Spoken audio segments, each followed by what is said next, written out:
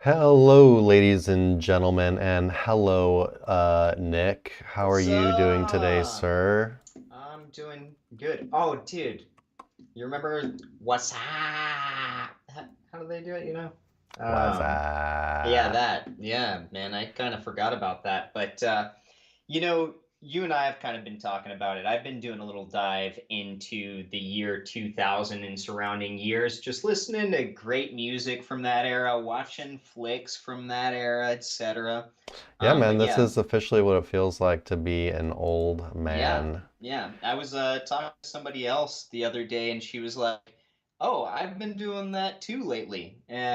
Just there's a lot of us around this age group doing that. But yeah, the "was up" thing, man, that was popular back in its heyday. For Couldn't get sure. away from it. And yeah, everyone's doing it. That's 2000, that's like multiple decades ago now at this point. Yeah, It'd be best like when era we were ever. growing up, it's like when we were in high school, if someone was like listening to like 80s music. Yep. So we are officially in the past. We're in the past. Yeah. But, I people probably say this from every generation, but I truly think that like the late 90s and early 2000s was like American the peak of American culture, basically. Yeah, I Music, could. Yeah. movies, whatever, just Yeah. everything. Um, but yeah, I guess people probably think that from every generation, but they're Maybe wrong. so. Yeah, yeah, we're right. Well, I mean, we had the internet, the beginning stages of the internet and the end of the flip phone, which I still think, that's what made it so great was at home you were connected to absolutely everything on this brand new World Wide Web. And, you're surfing AOL, looking at random stuff. And then when your buddy calls you on your flip phone or your landline, then you go out into the world, but you're not connected anymore. The Um, World the Wide world. Web. Man, you remember when that was brand new? I do. Amazing. All right, let's go ahead and start with a little site audit here. We haven't got to this one in a while because we've been giving priority to No paying bigs. customers. Um, I'll get something pulled up for you guys. Looks like his question is super general. He just says, I wanted to ask if you could review my site to give me expectations about the state of it. And yeah, we can do that. And he asked us this question actually. I mean, he asked for an audit a while back. I'm not really sure how many weeks it's been. And it looks like since then, things have not really gone too well.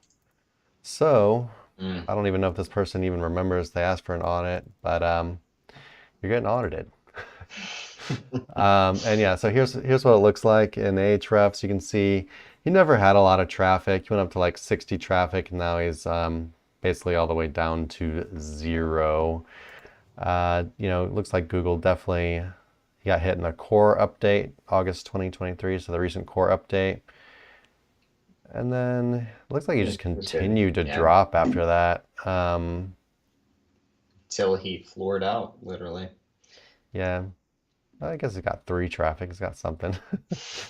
um, Bots. Um, So yeah. DR5, 104 referring domains. So, right off the bat, I guess I can Yeah. pull up a little bit of a bigger picture on for you guys watching the stream. So you can see the metrics. There you go. Uh, and yeah, 104 referring domains, DR5 already. You're not looking too great there, but let's go ahead and dive in. We'll just start with I anchors. already knew it. I was like, let's just go ahead and Oh, take Jesus. guesses at what's wrong with this site before we dive in. And Like I all exact match I was gonna anchors. say exact match anchors with spammy backlinks, guaranteed. Now we've seen the anchors. This is probably one of the worst anchor text profiles I've seen, like right out of the gate. Nothing but exact match. Yeah. There's some branded in here, but it's Looks like way it's all down. blog comments, all like user generated, no follow links. Yeah, pages that are scrolling down to like a million pages. Yeah. Yeah, So yeah, so little blog comment spam blast. yeah, with exact match. Now, I mean, this is just beyond it, but if you're watching the show, like if you're using stuff like blog comments, homepage only with natural anchor text, whether that's branded or naked URL or something like that, but or somebody's name even. But it's not normal for, best dog toys to be commenting typically. Yeah. Yeah, don't do that good stuff, guys. Just use your brand name or your name as the person who's writing the post and not an exact match anchor. Yeah. And so then I excluded subdomains from their backlinks, and out of 110 links, about 40% of them were subdomains, which means basically Web 2.0s. Let's see, what is this site even about? Okay, it's like music niche. It's got 169 indexed pages. Seeing a bunch of foreign language in here. Not really seeing anything about, oh, there's one link about music. There's a SoundCloud link. There's a link about music.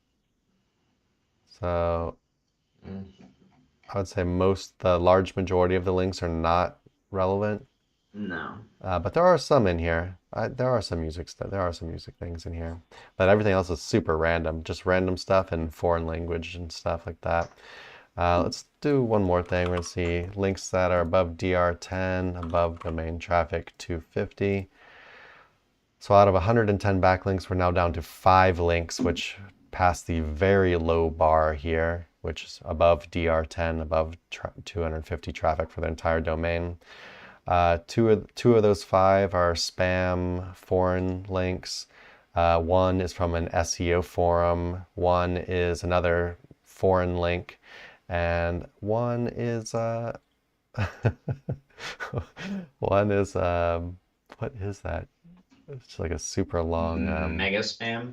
It does look like mega spam. It's just real crazy looking.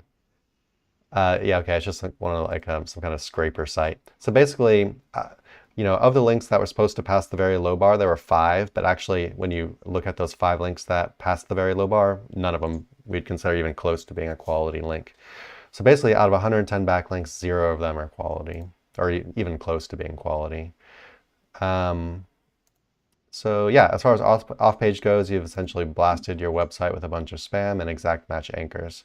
But yeah, we see this kind of thing pretty often. Maybe not this extreme. This is pretty, you went pretty hard on it. Yeah, it's just a bad start, Yeah. Just getting started with spam is one of the worst things really you can do. So yeah, even before looking at the actual website itself, if this was me, I'd be considering just starting on a new domain. Yeah. Just instead of having to clean this shit up, because there's nothing good there to save. So you could try to continue on with the domain, but Google's already hitting you, and you just got such a rough start with the backlinks. I feel like it'd be easier just to get a clean slate, or start on a nice expired or aged domain. Which of course we've updated our domain inventory, and we've got a ton of new domains in there, thousands of new domains. So definitely check that out. We also got I believe we're doing a sale this month, aren't we? 10% off. Yeah. 10% sale this month. DOM10. Email us if you need more info. But anyway, do you want to go take a quick look at the actual site? I've been looking at it. Okay. It looks like he's got Ezoic running on here, which that won't help. I'm not a fan. And I haven't looked into it in a while, but last I checked, Ezoic was tanking sites pretty hard in the SERPs, so something to consider. The site itself looks rough. It's like walls of text. Looks like it's kind of made in the 90s. Content also looks pretty thin, really. Thin, yeah. Seen like one interlink here. This other one's a longer article. Actually has a video embed in it, which is cool. Don't see any interlinking at all. So definitely want to do that. It's got like maybe one link per article that I've checked. One interlink, no outbound authority linking, walls of text, no images. Just looking at the URL slug as well, it doesn't really look like it's optimized. So it's kind of like this long tail type thing. Like it's and it's got like extra stuff in it rather than like targeting like a specific keyword directly. You know what I'm saying? Like this one, it's or let's say music.com / whatever the permalink is for the product, but then also they've got their brand at the end of that permalink as well for whatever reason. So it's like just shorten that down. You don't need your brand both at the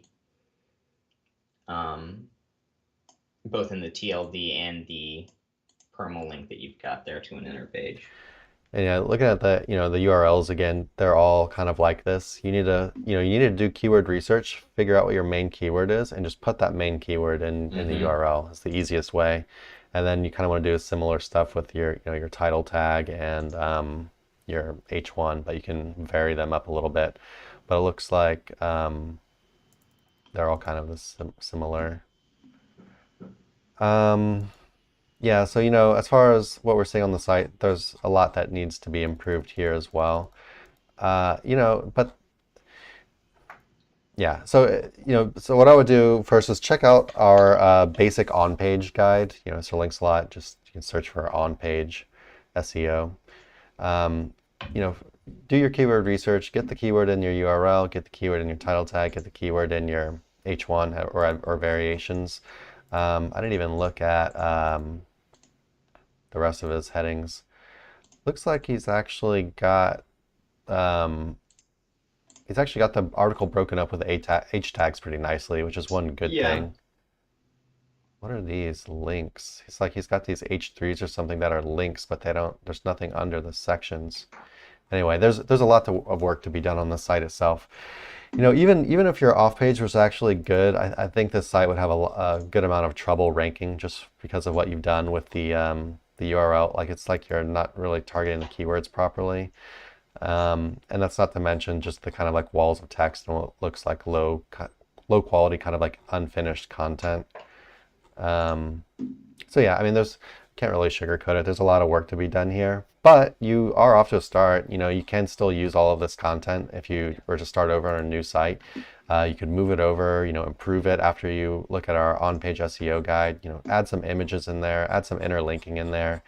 We didn't really look at EAT at all. Looks like he's got a couple social profiles at the bottom. He's got an About Us page at least. Got a privacy policy, a cookie policy. So he's actually off to a little bit of a start here with EAT. Not really seeing any authors listed on the articles either. You might probably going to want to do that. Just get some authors linked to your articles and author pages up. And then yeah, after that, just focus on building quality links. If you're not really sure what you're doing with link building, it might be better to just let a professional do it for now, such as ourselves or linksalot.co. We could set a good foundation of link building for you, and then just start building you some quality links every month. If you're in for example, our managed link building program is a monthly service, or you could do it yourself, but you're going to need to not do what you did before. Learn the concepts of anchor text diversity, link diversity, learn what a quality backlink is, and really just focus on, adding some quality in there instead of this very aggressive, low quality stuff that you've built so far. Yeah, anything else to add on that, Nick? No, I think we covered it. He's got plenty to work off of. Cool. All right, so starting off with a little bit of a negative audit there, but it's all right. It happens. Let's see here. All right. Is HTTPS or www have an effect on your website's SEO? So www, not any effect at all. I like actually not having the www just so everything's shorter. It's just my personal preference, but there will be no effect on SEO with that. And then as far as HTTPS goes, I would advise that you spend the couple dollars and you just get HTTPS. It's a small quality signal for Google. It is a quality signal. It's a couple dollars. I would just do it. Yeah. It's hard. I don't know how much it really is going to affect your ability to rank or not rank, but it's just best to have it. And it takes no effort. And you get these warnings on your site, like, oh, your site's not secure or whatever. Just get it. Yeah.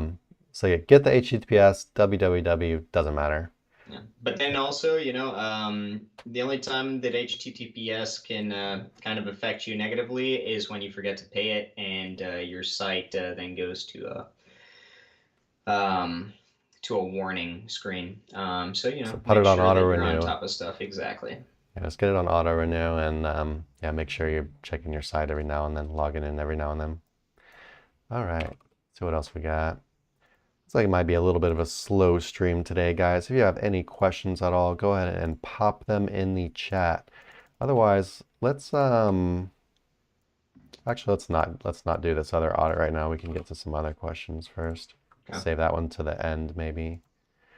I gotta find our Facebook group real quick. There was some questions from last week, the 8th, I believe. Let's take this one real quick. Here we go. Does having or not having a privacy policy and terms and condition pages affect SEO? Yeah, it can. So, it's hard to tell you like how much this can affect SEO, but basically there's this thing now called EAT. You've probably heard people saying, EAT in capital letters, EEAT. It's basically Google's checking out your website and just wanting to make sure that this is kind of like a legitimate operation and not just some kind of like backwoods scam thing going on. And so a lot of the things they look for is that you're doing these things that regular businesses would do for the website. And these things include things like privacy policy, terms and conditions, maybe an affiliate disclosure page, maybe a cookie policy. There's all these like little pages you can do, maybe like a return policy, stuff like this. And there's more than that, and it doesn't take any effort to create these things. You can go and get like an online generator to make them, or you can even like spin one up with like ChatGPT or something. These things are really easy to make. You just put them in your footer down on your website. I would say the risk of not having them versus having them is it's no work to do. Just put them on your website, almost zero time, zero cost. Versus potentially getting popped because Google thinks that your website doesn't look like it's being operated like a legitimate business, right? And these things, depending on what kind of business you're doing as well, these things can actually protect you. So, from that standpoint, it's kind of like a no-brainer. Get these things on your website if all the above that applies to you, and that's what we got to recommend. Anything to add on that, Nick? Not really. Yeah, I mean, it takes 5 minutes. Go ahead and do it. Worst comes to worst, you're in kind of a technical field. Go check out what your competitor is doing. Maybe, check that out and then copy and paste it in the ChatGPT and tell it to rewrite it. Exactly. Yeah. With your brand instead of whatever brand. But yeah, there's a million different ways to do it. Definitely best to do it. For sure.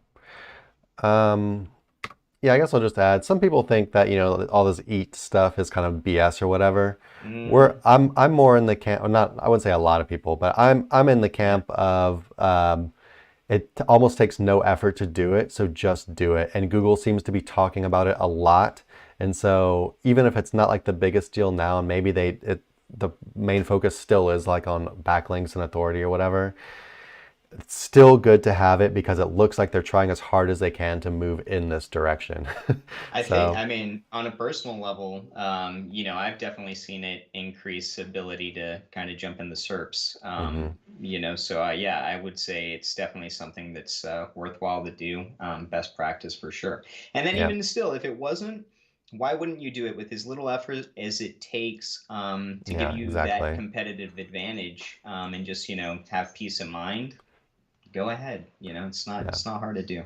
Yeah, it's easy. It keeps you safe. Future-proof in the very worst case scenario, it just future-proofs you, moving forward. Best case scenario, it actually, prevents you from getting popped by Google. So, low, what do we call it? Like low effort, high, whatever. Reward. Anyway, just do it. Let's see what else we got. Don't forget to like, comment, subscribe if you're enjoying the show. Yes, guys, like, comment, and subscribe. 10% off domains all month. Yes, 10% off domains all month. We just added thousands of new domains to our inventory. Age domains, expired domains, good for 301s, building money sites, building PBNs, all that stuff, every niche, lots of different languages, just a bunch of stuff in there. It's going to take you some time. You got to crawl through it and find the ones you want, but some good stuff in there. New niche edit packs, new PBN. Anyhow, we'll save it for the end of the yeah, we got some new stuff. We got a bunch of new stuff. I'm making a post in the group today that's some of it, just because I feel like we haven't really promoted a lot of the new stuff, but we'll do it later. Yeah, nice. All right, nowadays I am afraid of Amazon affiliate sites. Does Google update only target the affiliate sites only? I know this is foolish of us, but I'm worried about this. Actually, no, it's not foolish at all to think like this. No. Google does seem to be targeting affiliates.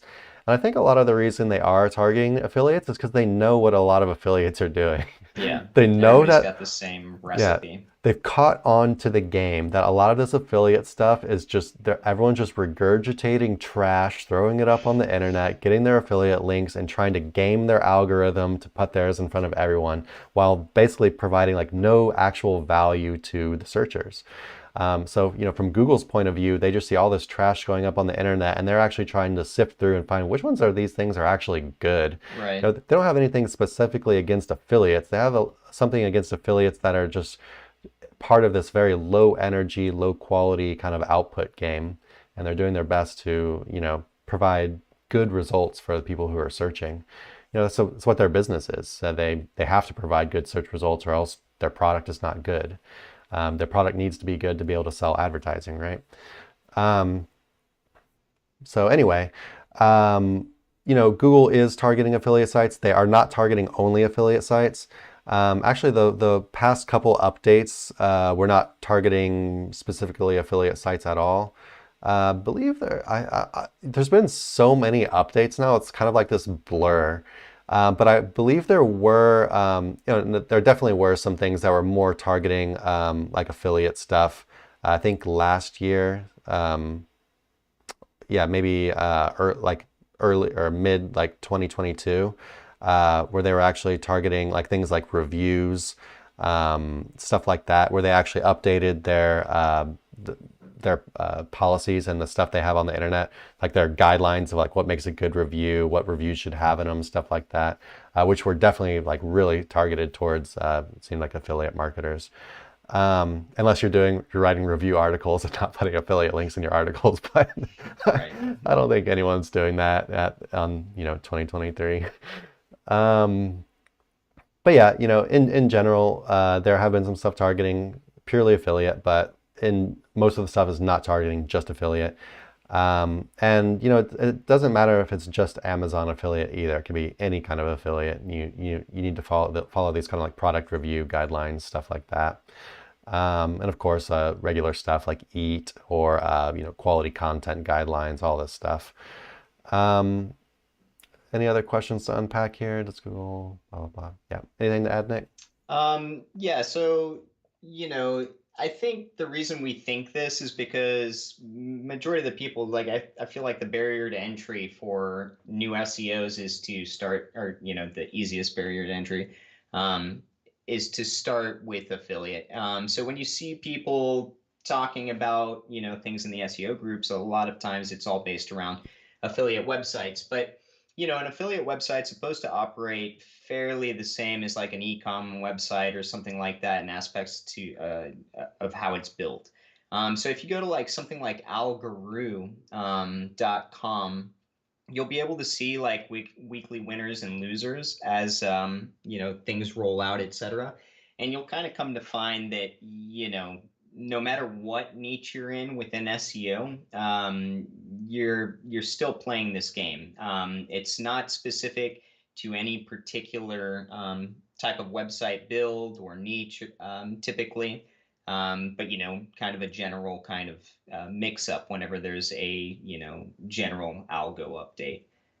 Now, some do specifically go after like YMYL, things like that, or they have in the past. But for these general ones, if you go to Algoroo, you'll be able to see that not really any industry is insulated by Google's decision to alter things up in the SERPs. All right. Yeah, let's see. We got another question here.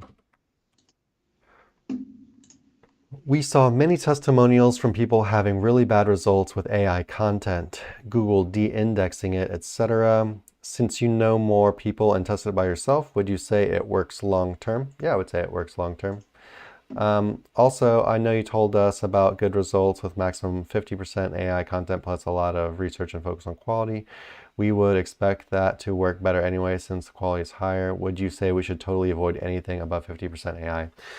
Yeah, so, like everything in SEO, I know you like to hear these like numbers. People want to know like, well, what percent? So they really want to like measure like what, how much exactly they need to do to make it better or whatever, or to get the result they want. But really try to stay away from these percents. I gave the percentages just kind of like guessing. But basically when we do AI content, we're editing a good amount of it. First of all, I don't like the outlines that AI gives. I like doing my own outlines because the outlines AI gives, they don't cover the topic correctly. So create your own outline, let AI write the article, then you go in there and you're gonna, actually edit it, make sure it's not just repeating itself a lot, which AI does. It just ends up putting stuff that doesn't belong there. It just repeats itself a ton. So clean that up, clean up any kind of factual errors. Actually, add in some other stuff as well, like add in, some more like personal kind of thoughts from your own head into it. So it's not just this pure regurgitation, but you're actually, contributing to the content on the internet by, saying something, how you feel about it or what you think, stuff like this. And yeah, so it's hard to say, what percentage or whatever, but make the article good like that. Then you can edit it with something like Surfer as well, and that's gonna, of course, change up the article as well. But I think most of the people that are having bad results with AI, they're just doing, they're doing what SEOs always do, and they found a new tool, and they're abusing the hell out of it. They're putting up a bunch of like AI spam sites. They're just super low quality, tons of AI content, not editing it at all. So they're not covering the topics fully. They're not adding anything new to the conversation. It's just a bunch of like regurgitated stuff. They're probably not really doing many images and things like that. Probably not, their interlinking probably sucks. AI is a great tool and it's going to reduce your content costs by a lot. But I think we need to get over the idea, unless you're just really trying to do like kind of a black hat like spam project, I think we need to get over the idea of it being this like insane thing. I mean, it is insane, but it's not going to be like just copy and paste and then boom, boom, I'm done making a bunch of money now. Still focus on quality. I saw someone talking on Twitter. I think it was Niche Site Lady or some couple like big of the Twitter SEO personalities, and they were saying that even with AI content, they estimate that it takes about 4 hours per article. Just let that sink in for a second. 4 hours per article, and that's with it being AI content. There's still considerable time involved to get to a level of quality here. So take that as for what it is. I would stay away from percentages and just try to focus on making these articles good. And you're going to do just fine. There'll still be a good amount of AI content in there, and yeah, it's gonna you'll have good results. Anything to add on that, Nick? Yeah, I agree. I mean, don't worry about the percentage. Just try and write something good. That's 100% the best advice. And of course, when AI was, well, when I started messing around with that AI, I did like a little experiment, how little does this stuff have to be edited in order to rank? And a lot of that stuff, if you really put in the bare minimum as far as effort goes, it's not going to rank at all. I've got stuff that's been sitting for 5-6 months on quality sites that have traffic, page one results, etc. And those articles are not moving at all.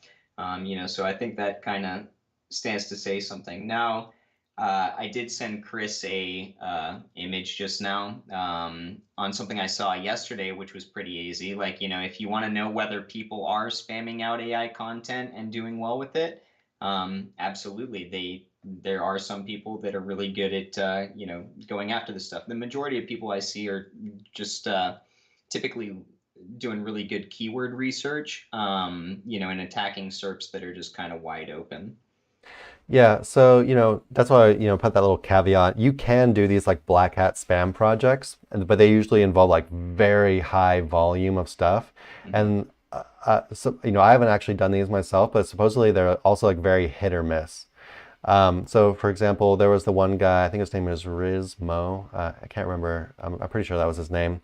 But he, they were doing like, they got to like millions of, I think it was like 4 million traffic per month with like this massive AI spam site. I ended up doing this interview with Diggity, and they were saying that basically they like for every like, they would make like 5 websites and one of them would start to take off. So it's like a 20% success rate doing the exact same thing. And they're building on top of aged domains or expired domains, I think expired. And the domains were actually like not related like at all. Just these like true, just the kind of like black hat spam projects. And it eventually got popped, right? It's down to 0 now. Which like the one Nick sent me another pretty awesome example of a site that just way super took off, but the chance of it being there in a few months from now I think are quite low. But you can make money in that time. But Yeah. this is like a completely different kind of SEO game. If you want to do this like black hat spam stuff, try to make a bunch of money in this like short frame of time, but you have to expect it's all going to be all that the website's going to be lost. But if it doesn't take a lot of effort to make it, if you have like a big process set up, a bunch of like programmatic stuff going on, maybe a bunch of automation, it could be worth it. Or it would be worth it if you know how to do it right. Yeah, a lot But of it's that just I think, yeah, comes down to like what paradigm of SEO are you studying? Like, are you trying to be very black hat? Are you trying to build stuff for longevity? Or are you trying to go the full white hat route? yeah. In there you can experiment and kind of gauge, where you find the recipes that work for you. Yeah, and if you've probably gathered by now, we're on the camp of we like to build these projects for the long term. Yeah. Doesn't mean we're like super white hat though. We're a link building agency. We like to build backlinks, which Google doesn't exactly think is super duper white hat, even though a lot of people, a bunch of links are basically considered white hat because they're just so widely used or whatever, and so easy to use without getting in trouble. But yeah, so we like building sustainable projects that can go into the future, websites that you can actually sell for like high multiples. You can actually exit, you can actually take a huge cash payout rather than this kind of like low quality stuff. Treating it more like a business or career rather than kind of like, I wouldn't say like a casino like Black Hat, but just putting a little quality out there instead of just spamming the internet, I guess. But I do have a lot of respect for these Black Hat projects, even though I don't do them myself. I think it's really cool stuff. Highly interesting. Anything else to add, Nick? Nope. All right. Let's see what we got here. Looks like we got some questions building up now. I'm going to go over to YouTube and answer the questions over here. Ahrefs or SEMrush, which is better for keyword research? So, we actually don't use SEMrush much at all, but SEMrush has gotten considerably better in the past year or two. I think they're actually getting to the point where Ahrefs is still supposed to have quite better backlink data, but I think SEMrush is actually supposed to have better keyword data. I'm not, don't trust me completely on this. It's just what I hear from people who actually use it more than me. I also, just actually yesterday, I was seeing on Twitter, there's another big wave of kind of like high level people who are basically retiring their Ahrefs accounts and just switching over to SEMrush. They're tired of Ahrefs feeling buggy and feel like they're trying to funnel all their money to their stupid search engine. They feel like they're trying to get squeezed for money with all these like product updates and whatnot, the new way they're doing their accounts and stuff like that. We're still on Ahrefs, it's just such an incredible tool, and we have like we're on the legacy kind of thing for now. Even though they're actually, I saw something recently that they're trying to like push us off of that. So we'll see what happens, but who knows? Maybe in a year from now, we'll be on SEMrush and all of our backlinks that we're selling on sirlinksalot.co, maybe they'll be priced by SEMrush metrics. But for now, Ahrefs is kind of still seen as like the gold standard. Ahrefs metrics are seen as the most trustworthy. Don't really know 100% if that's true or not, but it's what kind of people accept at this point. So as a provider, we kind of have to do things a certain way. But I will say that I know a lot of people are very happy with SEMrush. I know that SEMrush also has an affiliate program, so you can't trust every review you hear about SEMrush 100%. But we have no affiliate link here, and I think SEMrush would be a pretty good alternative for you than using Ahrefs especially for keyword research. Anything down on that, Nick? The only time I really, I guess, experimented with Ahrefs, SEMrush, and Majestic, I think those would be the main three.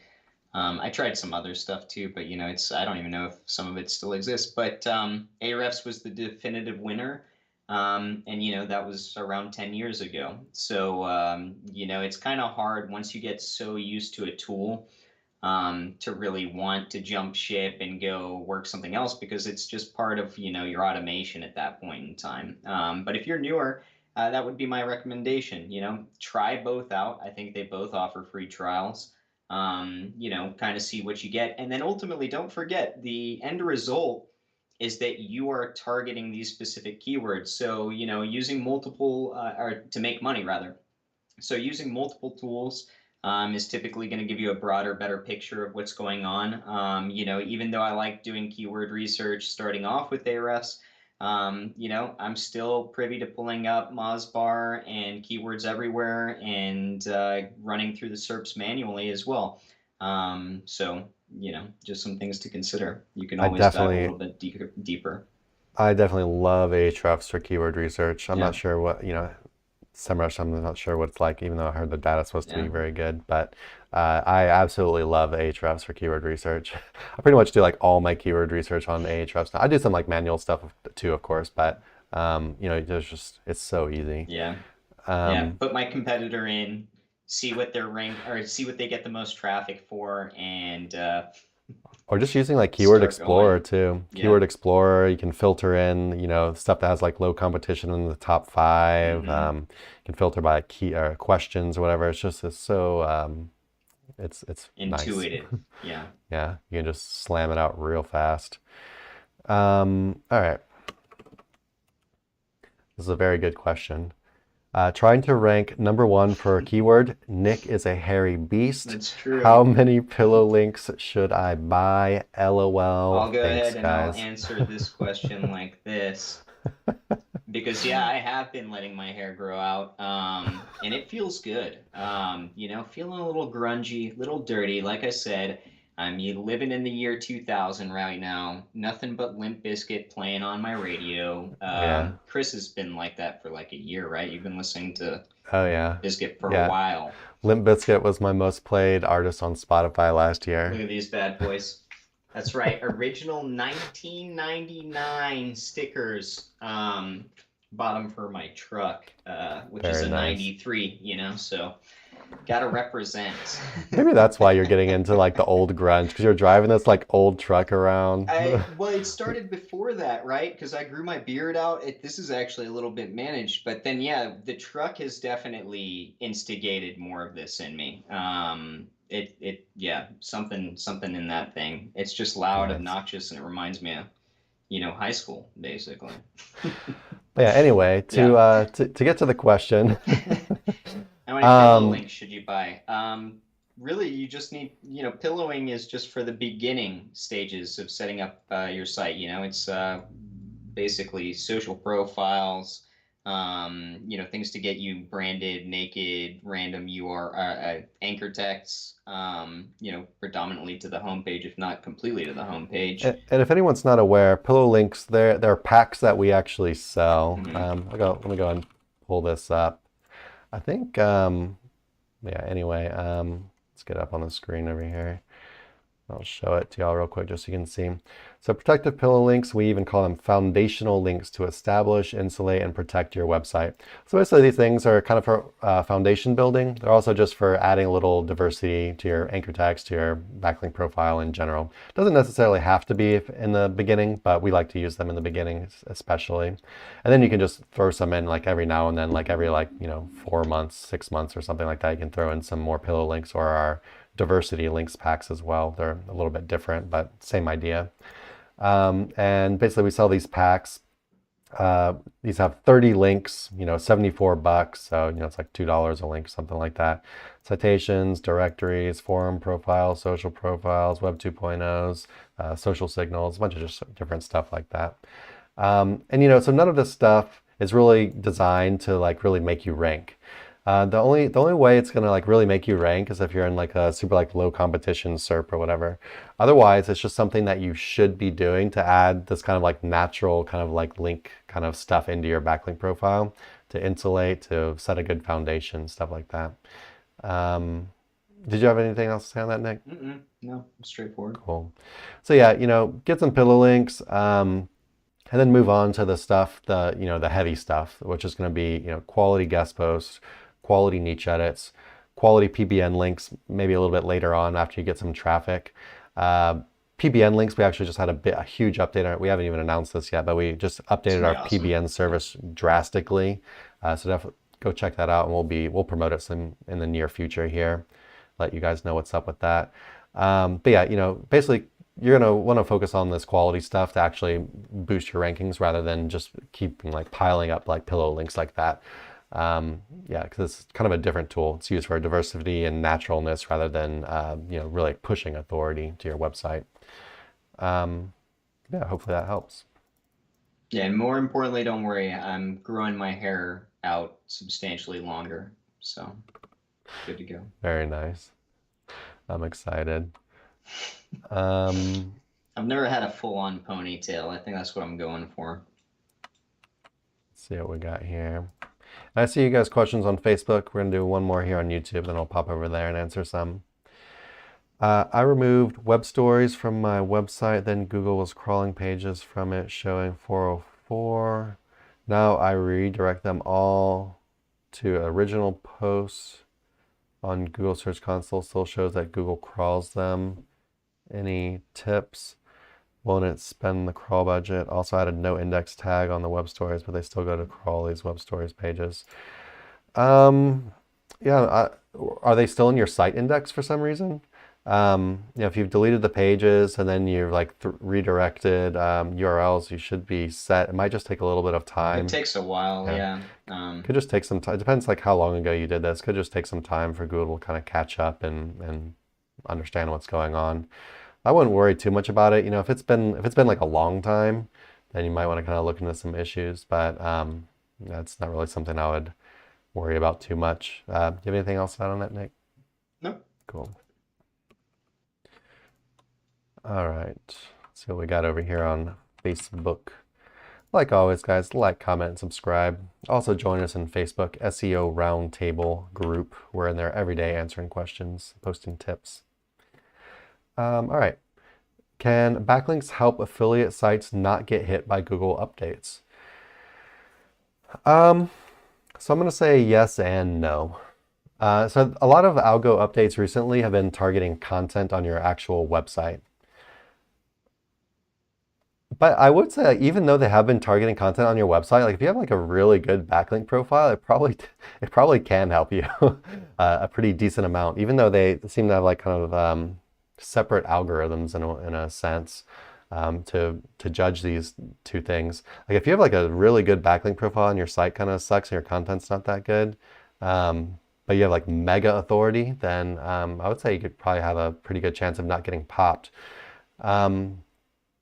What backlinks can also help with is, for algo updates, when they judge the overall site quality, they do target backlinks from time to time, and having good backlinks can definitely help you from getting popped instead of having just a very low quality backlink profile.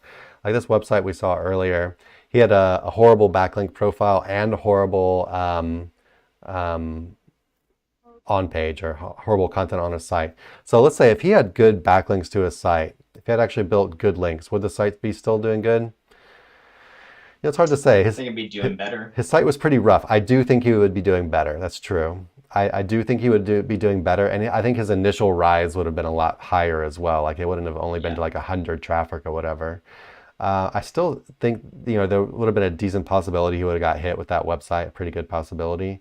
But I do think the backlinks would have helped a bit. Yeah, it's kind of hard to say, right? But at the end of the day, you need backlinks to rank. It doesn't matter if you're going to build them yourself or if you're going to make your content so good that you're going to wait for them to come naturally, which is not what we like to do. We like to build them, and also make good content so you get links as well. We like to do both, actually. But yeah, so doing this stuff will help you rank in general, and yeah, just keep your rankings going up and steady rather than having a low quality backlink profile, just not any quality there. Anything down on that, Nick? Yeah, so like something I talked about in my case study, which if you guys haven't downloaded it, you can download it on our website, was how to kind of insulate using backlinks, right? Like the concept, what is a backlink? Backlink is essentially mimicking press. It's people talking about your business, your website, etc., right? So if you've got a bunch of high quality sources propping you up in the SERPs by chattering about you, right? To backlinks for high quality websites, the anchor text is looking very natural, etc. Then in essence, it is going to insulate you from getting slapped down completely, etc. So can backlinks help affiliate sites or just sites in general? I would say, yeah, absolutely, in protecting them against taking complete hits from Google updates, right? But you've got to learn how to build with longevity in mind, which means again natural anchor text, natural backlink profiles. So yeah, I think the days of us talking about which one is more important, it just doesn't really matter. You've got to do them both hand in hand for basically any campaign in SEO these days. Mm-hmm.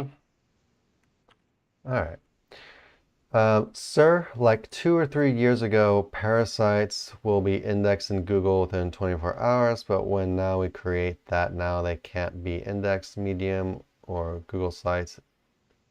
Is that any method to index these parasites as soon as possible? Because 2 years ago, I take my parasite to millions in traffic, but now indexing major issue at that time. Yeah, maybe try different parasites. Like instead of Medium or using Google sites, try something else. Like try an actual like high authority, basically something that's not like a Web 2.0, like media, not something that anyone can just go and do, like something that you actually have to like go to talk to like their editors or whatever and like pay them money. I don't want to say Outlook India because Outlook India got popped, right? But sites like Outlook India, like SF Times, all of this stuff, Dallas News, all that.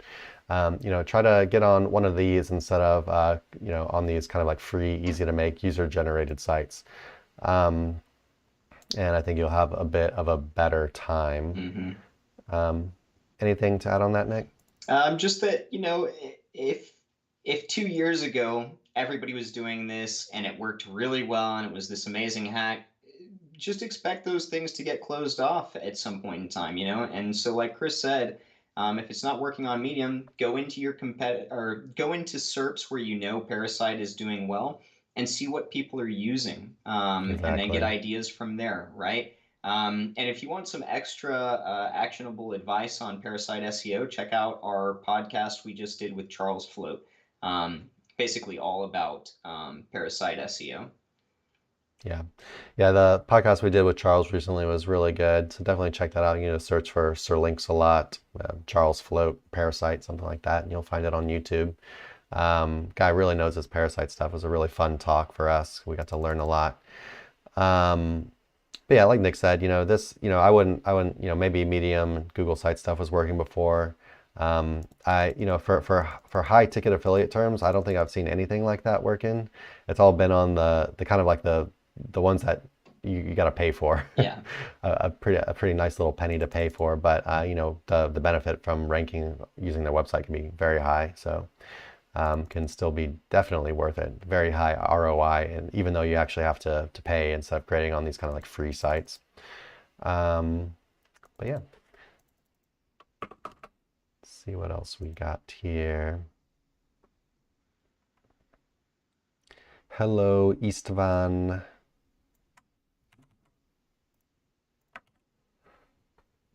Do you think it's worth it to launch an e-commerce site, as I think Amazon will always rank above me? Oh yeah, it's definitely e-commerce is, you know, e-commerce is not dead by any means. E-commerce is alive and well, and you could also sell on Amazon too. Like what's stopping you from having doing, you know, putting your stuff on Amazon and doing some Amazon SEO, and then putting your stuff on Google and doing Google SEO, right? You can make money on all these different platforms. And actually, you know, we really like this kind of stuff because it insulates you. It makes it easier for you, or yeah, it makes you more resistant to like Google's algorithm updates, right? So let's say Google updates their algorithm and all of a sudden you were ranking number 1, now you're ranking number 4. Well, that's going to be a major hit to your revenue. But if you're also selling on Amazon, and maybe you're selling you know, somewhere else, or maybe you've got a big following on Pinterest or something, then all of a sudden that big hit to your website does not hurt nearly as bad anymore, right? But you know, if some things are going to be harder to rank for on Google, then you know, you could still try to target like different kind of keywords, long tail keywords, stuff like that. But yeah, you know, go look at your keywords and see like what's ranking out there. Is Amazon just dominating everything? Go check out like the long tail stuff as well. And just to see how aggressively they're targeting it with the Amazon stuff. You know, maybe you can still squeeze in there, or maybe if you see like one site that's kind of like squeezed in, maybe you can do the same. But yeah, you know, e-commerce websites are still like massively, or like, you know, massive like money generators, and Amazon has definitely not killed e-commerce websites. But it'll probably depend, you know, niche by niche. Some things will definitely be a little harder than others, but you just kind of gotta go explore a bit. Yeah. All Anything dependent down on that? on, you know, niche to niche. I mean, like, you know, if you're Yeah. trying to order, let's say 2 of the 50 most popular products on Amazon from Alibaba and then competing there, maybe not the best idea. But you know, either way, let's think about this. You know, your question is basically all around getting beat by one person, Amazon. You know, in the SERPs, like it's the top 3 positions that really matter. You'll always be able to squeeze into SERPs where, you know, if Amazon's ranking for the major terms, you'll find some long tail stuff to go under, etc. And then, you know, with e-commerce, the difference there versus affiliate is that you have way increased profit margins. So, you know, you can start conceptualizing different funnels that maybe are a little bit more intricate to get people to your site, to get people buying your stuff, right? And Chris was talking about, you know, kind of diversifying, you know, where your products are found. You know, also diversify where your website's found. But yeah, e-commerce is here to stay. Are Haro links still effective today? Yeah, absolutely. They're a little bit harder to get because now everyone is spamming Haro with ChatGPT responses. Yep. If you want to see something really funny, basically you can create like, you can use like the Google Chrome plugin or whatever called, God, what is it? GPT for Sheets. And you can just like paste in all the, you can paste in like all the Haro questions for that time or whatever, the email they sent out. And then you can literally have ChatGPT answer every single one, and then you could like create even like automation processes to like send out all the emails and stuff. So people are like spamming these things like hard now. So you know, it's definitely, it can be harder to get links now. You can still get links, you can still get really good links. A lot of it's also going to depend on like your niche. Depending on like what niche you're in, it might be like much harder for people to want to link to your website. But yeah, you know, we can't say that Haro is not effective. It's still, you can still get some really good links from Haro. It's just a little bit harder than it was before. You know, basically you just gotta say, you gotta, you know, I'd answer as quickly as possible once those emails come out. Make sure your stuff is like really well formatted and you really just get down to business and have like a good like quality answer. You know, ChatGPT is so generic. So, you know, these guys are gonna have to filter through more stuff. So if you just try to get in there fast with a good answer, you know, you know, they're gonna be sifting through like basically AI answers and hopefully they'll find you and say, well, it's actually a good one, you know. But yeah, no, people still using Haro for sure. Anything down on that, Nick? No, all good.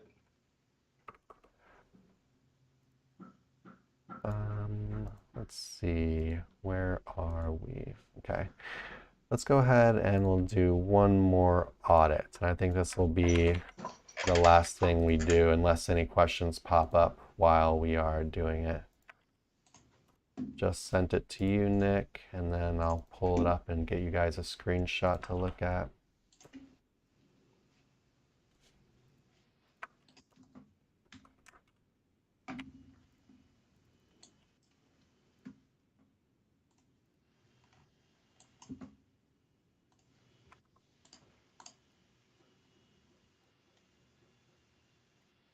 One second. Here's your image. This And is let's not see what I what he thought said. this website would be about.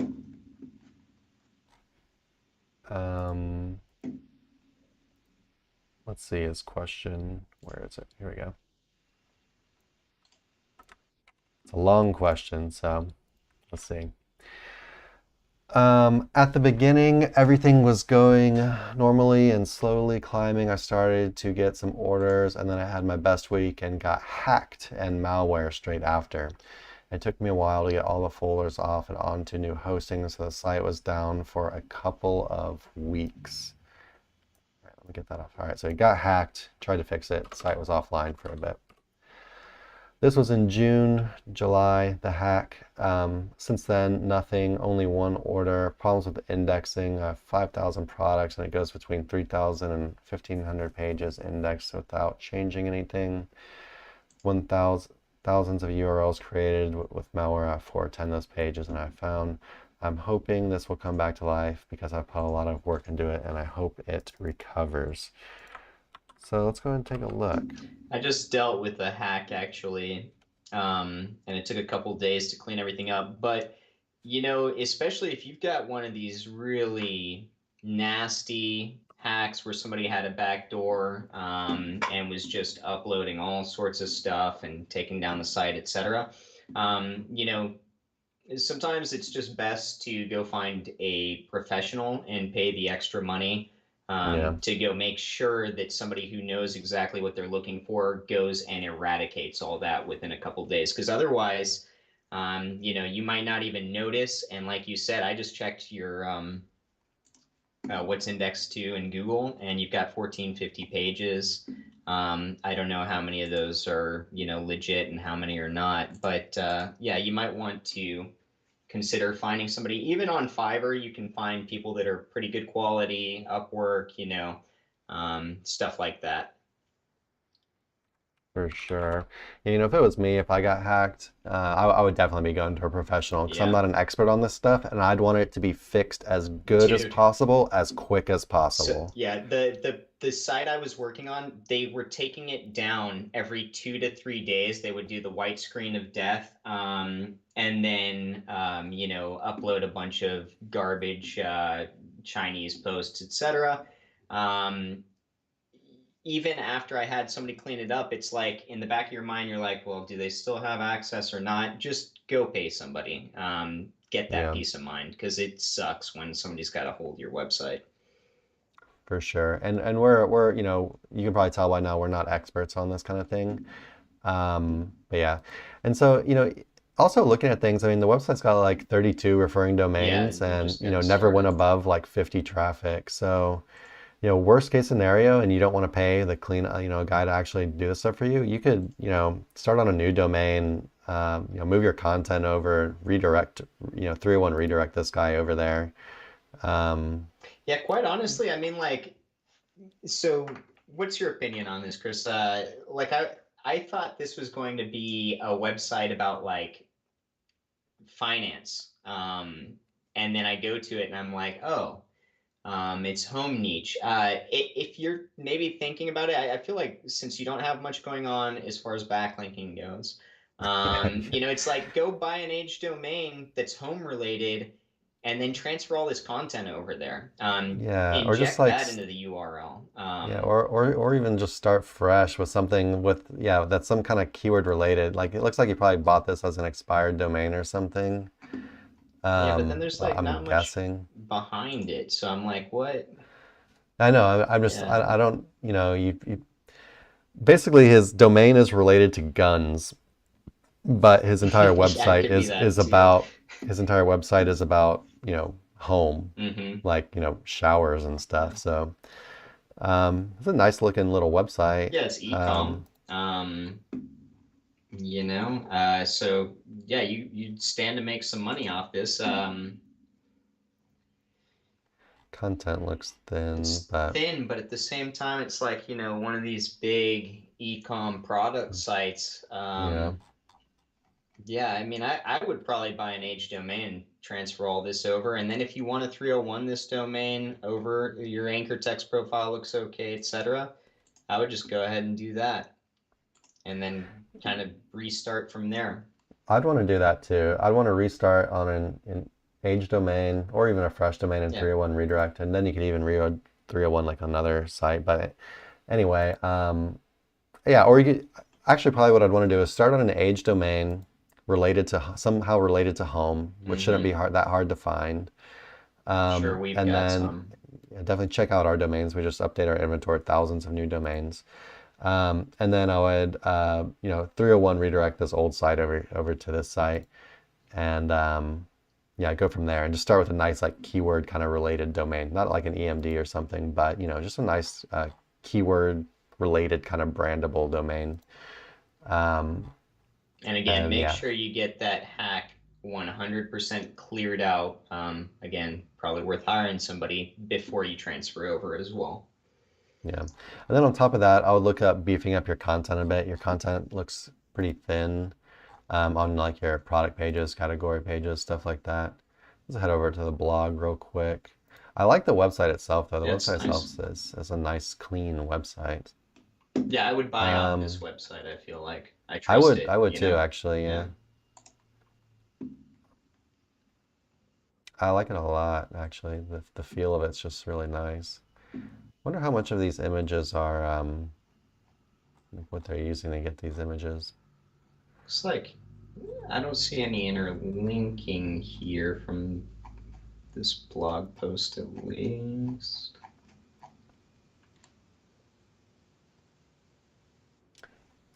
I saw some interlink on the one I was at. Yeah, there's one. Yeah, could be more interlinking for sure. And I mean, definitely has a bunch of like tables and stuff, Mm-hmm. tables and images. The content still feels kind of thin though. It's like each section is like a one sentence. Yeah. Um, but it might not be the end of the day. It just depends on like total content length and stuff, like what your competitors are doing, stuff like that. So you might be in line.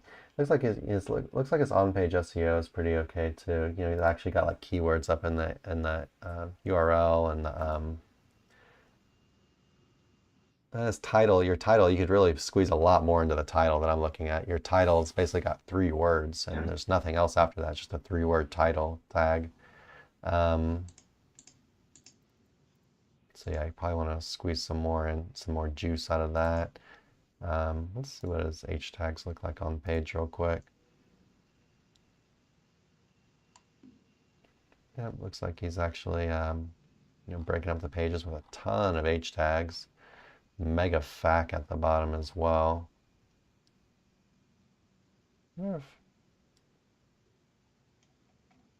Anyway, it looks like there might be a little kind of funny stuff going on with the H tags. So you might want to see what's going on with that and clean them up a little bit. But definitely looks pretty okay.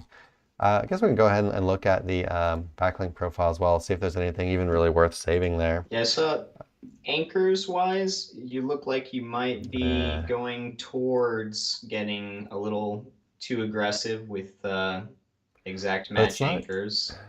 It's it's like just a exact match, warning. but it's not, it's exact match, but it's also not even like things you'd want to actually use as an anchor. Yeah, Like the anchor is like microwave.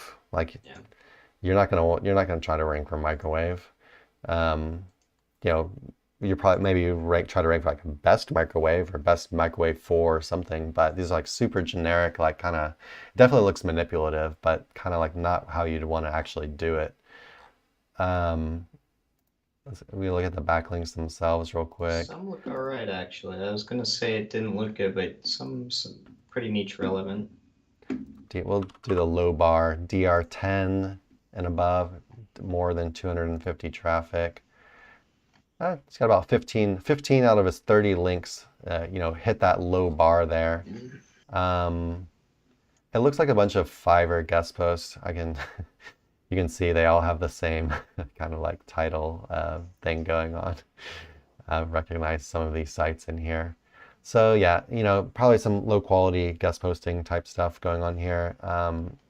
It's not the worst thing in the world. We don't think that this kind of stuff is too horrible, but you want to move past it. So like you got some of it, move past it. Now focus on actual like quality stuff that's not like on Fiverr, at least like public lists or whatever that just get completely spammed out. And one of the main things I'd advise right now is, again, going back to those anchors. Looks like you're getting pretty aggressive with these better links just to enter pages with exact match anchors. Let's, maybe take it back a little bit. Don't forget to beef up your homepage with natural, generic, and branded naked URL kind of anchors as well. Yes, sir. Anything else out on this one, Nick? One thing, a lot of times when we get started, especially, with WordPress, we've got kind of a recipe for the types of plugins we're, getting ready to use on this site, etc. In aspects to protecting your site, there's two things that I like to do right out of the gate. One is put a security plugin on your site. And you don't have to make it like, you can go in and edit how beefy you want everything, but even just using limiting login attempts on WP admin or hiding the WP admin page can help you tremendously. And then another thing I like to do is I like to put my site on a content delivery network. I usually use Cloudflare. But that's going to help insulate you from DDoS attacks and things like that as well. So, don't forget to beef up security. It's just one more thing that you can do right out of the gate that's going to give you peace of mind. So, all right. Let's see here. Looks like we got a couple more questions. We'll answer the questions that are here, guys, then we're going to go ahead and take off for today. Been a little over an hour now. Suppose you're going to buy a link and your budget is 20 bucks. Which things would you look at on that site? So if I was going to buy a link for 20 bucks, first of all, I'd be doing, well, it's a low budget. So if you're 20 bucks from a provider like ourselves, you basically can't really get much at all for that. So you basically need to be doing outreach yourself, and then you'd really have to like beat them down and on price, and you'd have to it's gonna be a numbers game at that point. But yeah, just because a site's high authority doesn't always mean they're going to charge more, and just because it's low authority doesn't mean they're going to charge less. Same with traffic, same with all of these metrics. A lot of websites that are complete crap are going to ask for high prices, and a lot of websites that are really good might ask for a lower price. Or no price at all. It depends on how you're doing your outreach and everything, right? But I would look at things the same way we always look. First of all, you can look at like relevance. Like what kind of content does this website post? Do they post content related to my thing? It doesn't mean that I have to post content only related to your niche. Maybe they write stuff about more than one thing, but that's fine. Then, just make sure the site's in good health. Is it actually ranking for some keywords? Is it actually getting some traffic? What's its backlink profile look like? You go and check that out. If you want to look at more stuff, you could also go over to our guest post page and click the little thing by the pricing tables. I guess I can go and pull that up real quick. And you can just see some of the things that we look at, that like the metrics that we have things checked for. So, here's some of the things that we check for. CF and TF, I'm not a big CF and TF person, but, this is more for clients than us. Make sure they actually have some referring domains. Make sure the site looks legitimate. Make sure it wasn't used as a PBN before. Of course, make sure it's indexed. Make sure it doesn't have a sponsor post, right for us blogs. These are a little bit higher checks here. In general, I'd want the website to have more than 500 traffic, but you want to get a little better, you could say 100, 1,000 plus traffic. You can check for a traffic history, where that traffic is coming from, like what country it's coming from. SSL, its backlink profile, if it's got social media websites tied to it. So these are all good things that you can check for here. But the main ones you want to really make sure are, I would say, up here on this one. And then I would add in you want it to have more than 500 or so traffic. Anything I'm missing, Nick? Another Anything good resource I think we've got for you is if you're, talking about putting these sites in Ahrefs or something like that. We've got an Ahrefs guide, kind of how we like to run through things. And then I guess, in aspects to this question, because it's good, to know what to look for in a site. But this specific question, if you're talking about the budget is $20 for a link, we're talking about a budget project in general. And when you're building something like that, you've got to understand, there's a few phrases that come to mind right out the gate. One is beggars can't be choosers. Another one is going to be you get what you pay for. And the reason I say this is because I understand having to get up with a limited budget, you're trying to make this work, etc. However, if that's where your budget is for a backlink, then ultimately you've got to take that backlink. Because if you've got no other option, kind of what you're doing is you're piecing together. It's like having, I don't know, a junk car, and you're piecing it together with random car parts you find at the junkyard, right? It might work for a little while, it might not work at all. But you're kind of piecing together this thing. On a personal level, if all I have is $20 for a budget on backlinks, I'm probably going to not think about backlinking an SEO at that point in my career path. So it's okay, you got one $20 link, now what? Yeah, then you're just back to square one, and the quality you're going to get is just it's a $20 link. That's what it is. And realistically, one link is not going to change your business that you all of a sudden are going to have more of a budget for backlinks, right? No. So yeah, that would be, it definitely learn how to inspect what to expect when buying backlinks, but at doing it with that kind of budget at startup, I think you're maybe just asking for trouble long term. Yeah, if at this point I would learn how to do email outreach myself, I think. And you're going to be playing a mega numbers game. You're not going to have the money for the tools, I'm guessing. So it's going to be a grind. Yeah. But it's a grind that can be worth learning, and it's going to take a lot of time. Yeah. But you can actually get backlinks. You can get backlinks for free. But you're gonna have to outreach in a very legitimate way. You're not gonna be able to just blam spam everyone with the same crappy message and think you're gonna land links. You can try, but it's gonna be hard. Even if you've got other tools, you can reach out to websites that link to similar stuff already and let them know about your new and improved article. That's a good way to do things as well. Just new and improved article and kind of just outreach to everyone, showing how much better yours is than the one they already linked to. But it's a numbers game. It's gonna take a lot of time. $20. I've got it in my bank account. That's my budget for this project that I'm working on, WordPress. Here's what I'm gonna do. I'm going to can't really do anything with $20. Oh no, you can. I mean, okay, let's say you've already got the website, so we're not worried about hosting, registration, etc. Right? It's there. So you can craft a perfect piece of content. I mean, something that is highly convertible. You've worked your ass off on it. I'd And I use mean, that you've put $20 and pay for ChatGPT for a month.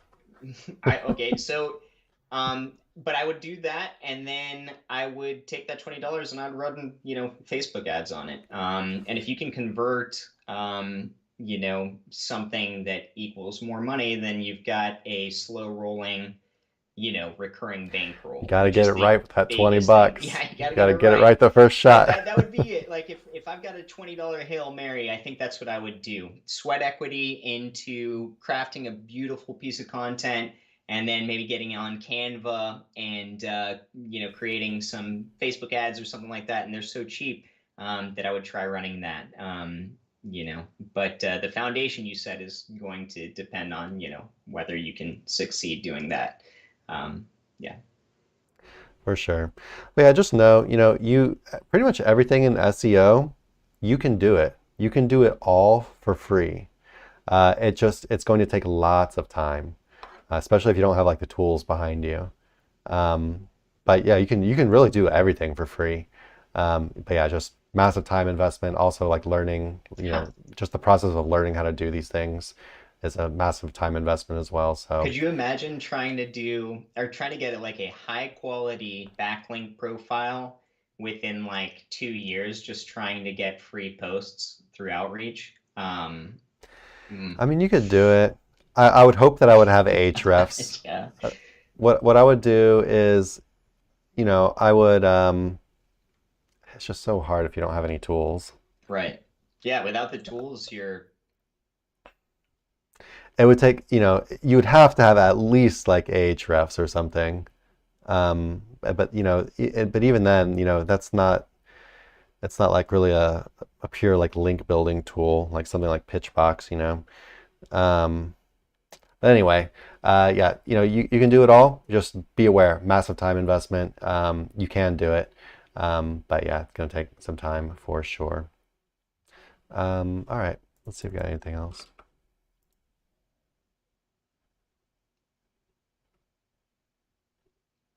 We had a couple more over here.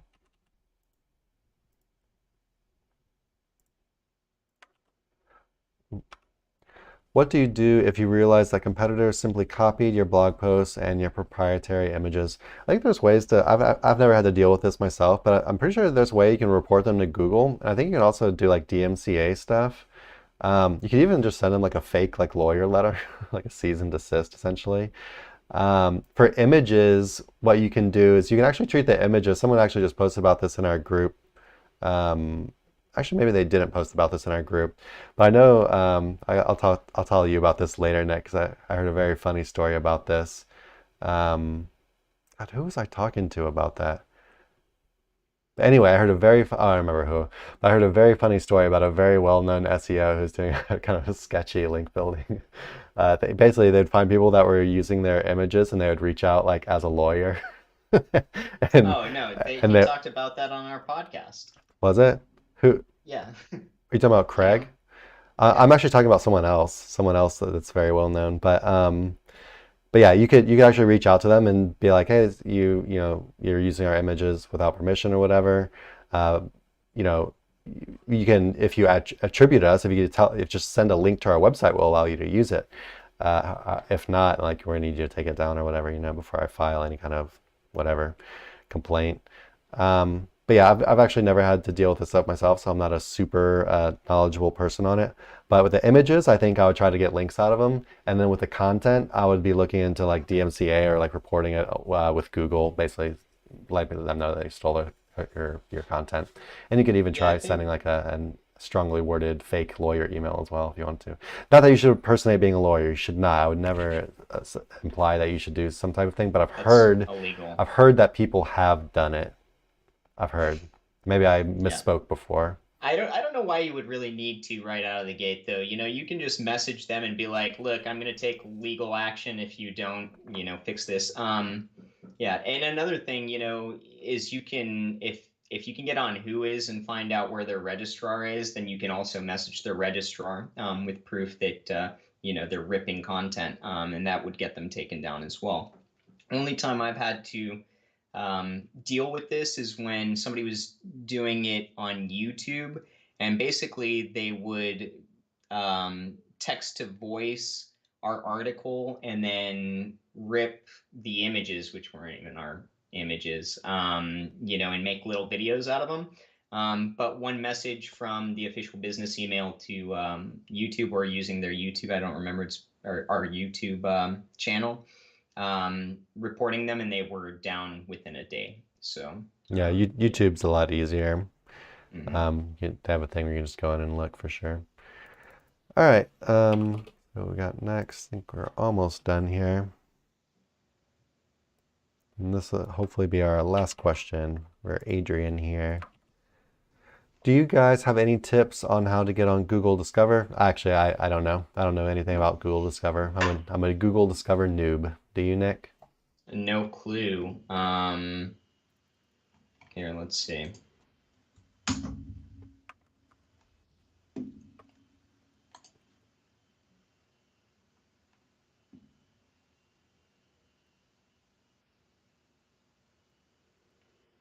Says no special tags or structured data are required.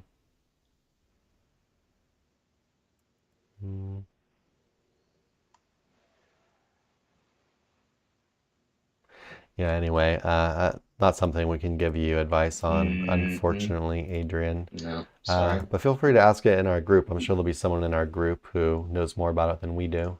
Just not something we are experts on. That is SEO Roundtable. Yeah.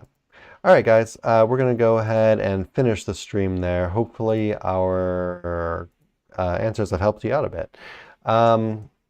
What do we got? Let's plug some of our stuff. Yeah. So right now we've added thousands of new domains to our inventory: age domains, expired domains, PBN domains. We got a 10% You name sale, code DOM10. We've actually just yesterday put our new PBN service live. We got completely redid the way we're doing PBN links, added a ton of new domains to that.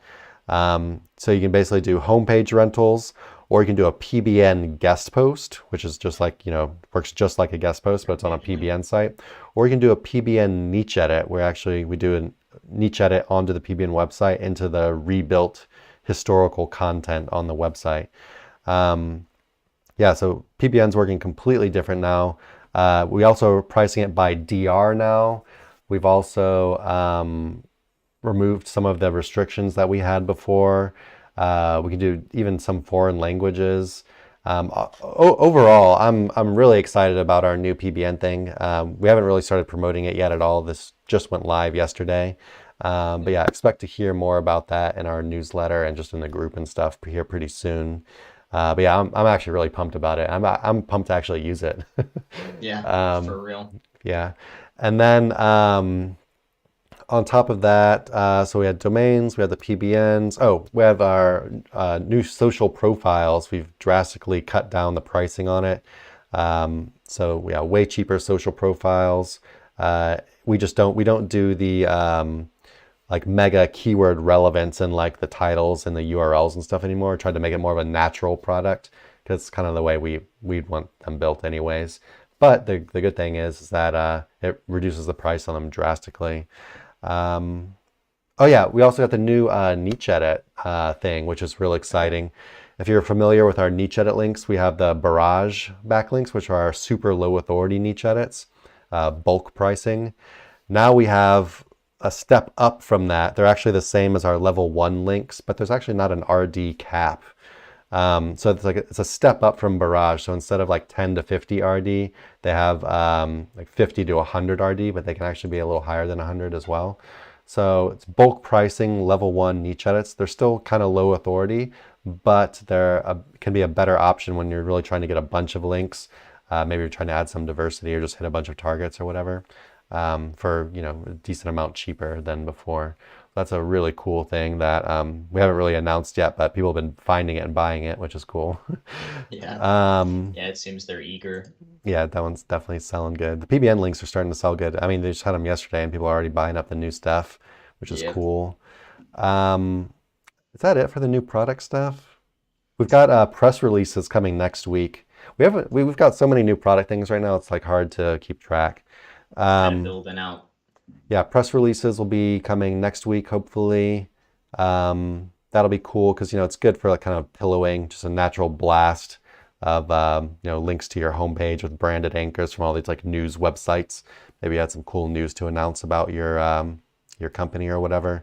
We don't use them like all the time, but I do like to use like one a year or so. It's just a nice little natural thing that you can do. Even though they are no Yeah, follow it's like links and you whatnot, can it's do good like a pillowing. recurring pillow linking, right? Because you can Yeah. inject a lot of information about your business Hmm. into these articles, right? Which are going to be relevant. They're going to kind of update, what's going on with the website, or at least like that's the idea, right? And then a bunch of homepage generic anchors to going. So yeah, it's like a recurring pillowing you can do. For sure. But yeah, I think that's about it for the new products for now. So yeah, stay tuned for next week for the yeah, press releases. And then, like always, like, comment, subscribe. Facebook, SEO Roundtable. Join us there. We're in there every day answering questions. Join our email list, whatever. You get it. You know what to do, You guys. got it. You know what to do. And don't forget, there's always a grand prize of $200 in credits going to True. one lucky winner per month that puts out some effort, is answering stuff in the group, kind of engaging, helping out, etc. Group member of the month. All right, guys. Thanks for showing up, and we will catch you hopefully next week. Same time, same place. But if we have to move the time or whatever, we'll hopefully let you know.